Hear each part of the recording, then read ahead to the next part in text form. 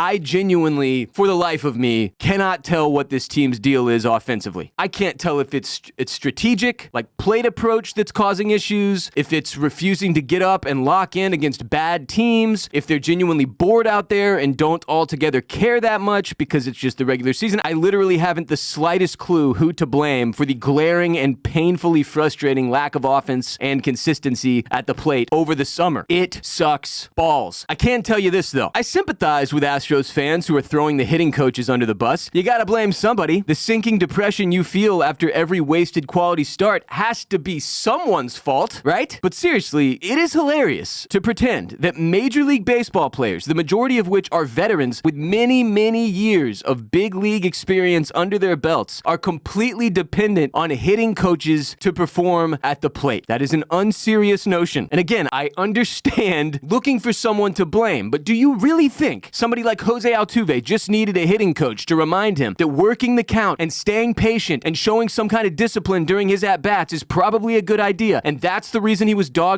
all of August? This is just baseball, fam. And this Astros team has been good enough for enough years in a row where there is no excuse for anyone in our fan base that is actually a serious fan to not get that this is just the way the game of baseball goes. Find me a team in the league that has not gone through a long stretch with serious struggles offensively. Find me one. Dodgers have done it. Yankees have done it. Red Sox have done it. Tigers have done it. Mariners have certainly done it. Every good team has gone through a stretch where they just can't find their rhythm at the plate. And that's just the game of baseball. It's not even necessarily dependent on facing good pitching. It just happens. You go cold at the plate. You go through stretches where runs are difficult to come by. But to go around and act like the hitting coaches are to blame for these guys not hitting the baseball, they've been crushing baseballs since most of them were like 8 years old. These are grown men getting paid millions of dollars in most cases to play a game and hit a little white ball laced with red. So it ain't on the hitting coaches. Yes, there are certainly some ways this team could button things up at the plate, like working the pitch count, making the pitcher earn it, not getting too antsy and going after the first pitch every time, or chasing